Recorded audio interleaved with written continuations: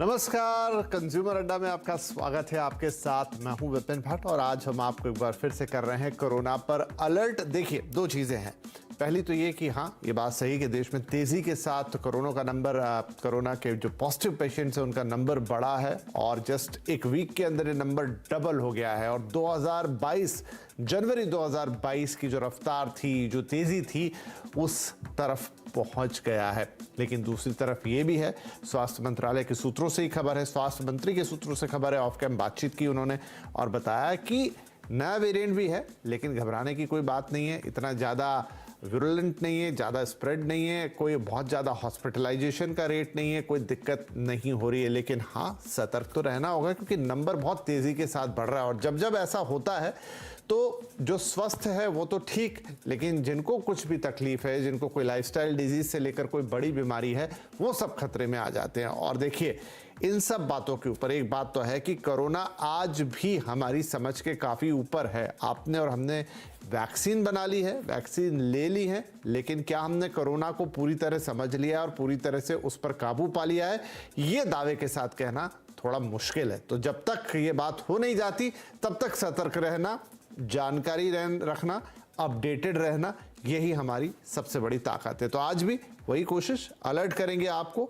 कुछ latest fact बताएंगे और डॉक्टर्स क्या कह रहे हैं इस बारे में वो भी बताएंगे। जैसा हमने कहा, बात डरने की नहीं है लेकिन सतर्क रहना जरूरी है। हमारे साथ कार्यक्रम में शामिल हो रहे हैं इंद्रप्रस्थ अपोलो हॉस्पिटल के senior consultant doctor Jatin Ahuja, ली नेस्ट हॉस्पिटल के senior consultant doctor Mukesh Gupta और द हेल्दी इंडिया प्रोजेक्ट की एडिटर नीलम सिंह। आप सभी का बहुत बहुत स्वागत है। तो डॉक्टर जतिन, आपसे ही हम शुरुआत करते हैं। अभी एक नंबर्स की बात करें तो जैसा मैंने कहा कि पिछले वीक के मुकाबले नंबर डबल हो गया, बहुत तेज़ी से मल्टीप्लाई हो रहा है। नए वेरिएंट की भी बात हो रही है, 2022 जनवरी की जो स्थिति थी उतनी रफ्तार पकड़ ली है। तो क्या ये सारे फैक्ट इस बात की तरफ इशारा करते हैं कि हमें एक बार फिर से डरना तो नहीं है लेकिन सतर्क अच्छा खासा हो जाना चाहिए? थैंक यू विपिन जी। तो जैसा आपने बताया कि जैसा कि जनवरी 2022 में डबलिंग टाइम था, वो ऑलमोस्ट 7 डेज पे था। अभी फिर वैसी ही कंडीशन आ गई है, जो डबलिंग टाइम है यानी कि नंबर ऑफ केसेस को डबल होने का, वो 7 डेज में हो चुका है। तो हर 7 दिन में केसेस आर गेटिंग डबल। तो it's a very high transmission जो चल रहा है वायरस का, कम्युनिटी में चल रहा है, क्योंकि अब कोई मैक्सिमम लोग मास्क यूज़ नहीं कर रहे हैं। कम्युनिटी में सारे कहते हैं जो प्रोग्राम्स हैं जिस तरीके से चलते हैं वैसे चल रहे हैं। तो एक्सपोजर जो है वायरस का चल ही रहा है। एंड जो पेशेंट वल्नरेबल हैं, जैसे कि इम्यूनो कॉम्प्रोमाइज पेशेंट, उन्हीं के अंदर हम देख रहे हैं कि जो ऑक्सीजन की दिक्कत या कुछ हद तक फीवर लंबा चलना, हाई ग्रेड चलना, वैसी परेशानी की दिक्कत आ रही है। अदरवाइज जो एक हेल्दी इम्यूनो कॉम्पिटेंट पर्सन है, जिसकी इम्यूनिटी ठीक है, जिसने तीनों डोज वैक्सीन की ले रखी हैं, उसके अंदर सिवाय 3 से 4 दिन के फीवर के अलावा और फ्लू लाइक सिम्टम्स के अलावा ऐसा कुछ देखने को नहीं मिल रहा है। जी, ठीक है। नीलम जी, ये नंबर जो डबल हो गया है वीक के अंदर, हम ये मान के चल रहे हैं कि अभी तो टेस्टिंग वैसे इंक्रीज हुई है लेकिन फिर भी टेस्टिंग के लेवल वो तो नहीं है जो हमने एक फुल टाइम टेस्टिंग को देखा था। तो क्या अगर वो टेस्टिंग बढ़ाई जाए तो ये नंबर और भी बढ़ता हुआ नजर आएगा?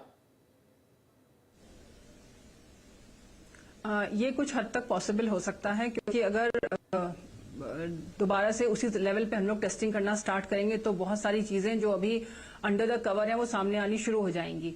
ये एक रीजन इसका ये भी हो सकता है कि पहले अब हम लोग बहुत ज्यादा लापरवाह भी हो चुके हैं। जैसा डॉक्टर साहब ने बताया कि अब हम लोग उतना सतर्क नहीं है जितना हमें होना चाहिए था और बहुत लापरवाह होते जा रहे हैं। इसलिए हम लोग छोटे से खांसी जुकाम को जो अभी माहौल में चेंजेस आ रहे हैं, जो एनवायरनमेंट में चेंजेस आ रहे हैं या जैसे मौसम बदल रहा है, इसको समझ करके हम लोग इग्नोर कर रहे हैं। तो अगर हम लोग बराबर अपने डॉक्टर से सलाह लेते रहेंगे और टाइमली अपना चेकअप कराते रहेंगे, हर चीज के लिए डॉक्टर के पास जाके कंसल्ट करेंगे, तो शायद ये पॉसिबल है कि ये नंबर्स और बढ़ जाएं।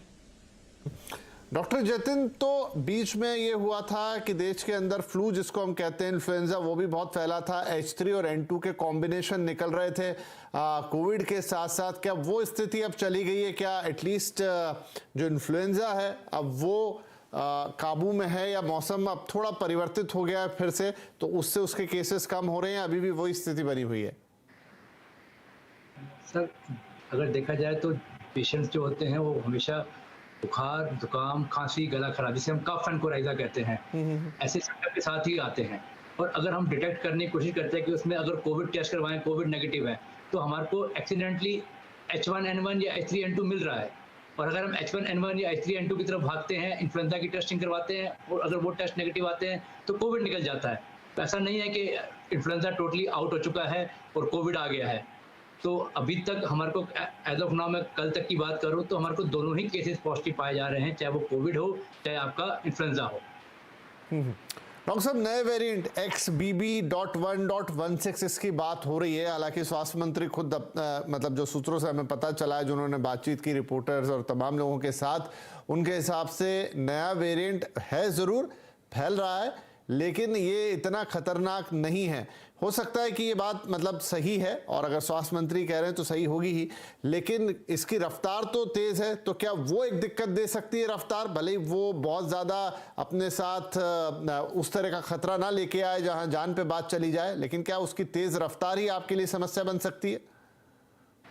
सर, जैसे कि XBB.1.16 जिसका दूसरा नाम हमने आर्कटूरस दिया गया है, तो जो आर्कटूरस है XBB.1.16, इसकी जो फैलने की जो क्षमता है वो डेफिनेटली बहुत हाई है। बट जो हमारी टेस्टिंग की जो क्षमता है, जो हम कर सकते हैं लेकिन हम कर नहीं रहे, पेशेंट को जब तक पता लगता है, सिम्टम्स आते हैं, या फैमिली में जब तक 3-4 बंदे पॉजिटिव ना हो जाए, तब तक कोई टेस्ट करवाता ही नहीं है। इनफैक्ट जो पेशेंट अस्पतालों में भी हैं, आते किसी और तकलीफ से हैं, पता लगता है कि कहते जो पेट में दर्द हो रहा था, लूज मोशन हो रहे थे, जुकाम खांसी था शुरुआत में, वो कोविड निकला है। तो अभी उस तरीके की जो पहले जैसे था कि भाई हमारे माइंड में सेट हो गया था कि भाई पेशेंट को स्क्रीन करना ही करना है कोविड से, तो अभी वो स्क्रीनिंग जो है कुछ हद तक लिमिटेड हो रखी है, वो स्क्रीनिंग नहीं हो पा रही। तो जो पेशेंट भी सस्पिशन हो, एक हाई सस्पिशन, तो उन सबको स्क्रीन करना चाहिए, आइसोलेट करना चाहिए घर पे, और अगर जरूरत पड़े, अगर वो मॉडरेट टू सीवियर कैटेगरी में आते हैं, तभी उनको अस्पतालों में एडमिशन होने की जरूरत पड़ती है। अदरवाइज ऐसे पेशेंट जो माइल्ड टू मॉडरेट डिजीज के हैं, उनको घर पे भी इलाज किया जा सकता है। जी, तो डॉक्टर साहब, यही इम्पोर्टेंट सवाल होगा कि आप अव्वल कहीं आपका टेस्ट हो जाता है, आपको लग रहा है कि बुखार खांसी आपको है, तो क्या दो चीज़ें हैं इसमें, क्या आपको टेस्ट करा लेना चाहिए, और मान लीजिए कि वो टेस्ट अगर पॉजिटिव आ रहा है तो फिर आपको आइसोलेट हो जाना चाहिए, पहले की ही तरह, जिस तरह का एक मॉडस ऑपरेंडी था कि आप अगर आपको माइल्ड सिम्टम है तो आप घर पे रहिए, अगर आपकी सांस अपने आप जो पैरामीटर्स हैं आज भी कि आप अपना ऑक्सीजन लेवल चेक करें, आप बुखार का लेवल चेक करें, या डॉक्टर से ही कंसल्ट कर लें, और फिर वो अगर हॉस्पिटलाइजेशन बोलते हैं तो वो, नहीं तो घर में एटलीस्ट आइसोलेट रहें। बट जी देखो, 95% से ऊपर जो पेशेंट होते हैं, दे आर हैविंग दी मतलब वेरी मिनिमल और माइल्ड डिजीज में कहूँगा, ठीक है। तो आप कहते हैं घर पे अगर रैपिड टेस्ट कर सकते हैं तो बहुत अच्छी बात है, नहीं तो आप कोविड RT-PCR भी करवा सकते हैं। टेस्ट करवाने का फायदा, जो बेनिफिट होता है माइल्ड डिजीज में भी, वो ये होता है कि हमारे जो पेरेंट्स हैं घर पे, जो बुजुर्ग हैं, जिनको ऑलरेडी कोई अंडरलाइंग डायबिटीज या एज फैक्टर की वजह से कोई डिजीज इलनेस है, हम अपने आप को अलग करके उनको ट्रांसमिशन बचा सकते हैं। अगर हम टेस्ट ही नहीं करेंगे, हम सोचेंगे कि भाई हमें कुछ नहीं हो रखा, जस्ट शरीर में हल्का सा दर्द है, बुखार है, तो तब तक हम फैला चुके होंगे फैमिली, अपनी कम्युनिटी के अंदर। तो टेस्ट करने का अपना एक फ़ायदा है, हम टेस्ट करके अपने आप को आइसोलेट कर सकते हैं for time being 5 to 7 days mild disease के अंदर। तो जैसे ही हम ठीक फील करें, मास्क पहन के दोबारा हम अपने काम पे जा सकते हैं। तो नीलम जी, क्योंकि आप इन सारी चीज़ों पर नज़र रखती है, टेस्टिंग को लेकर इस वक्त कैसी एक्टिविटी है, क्या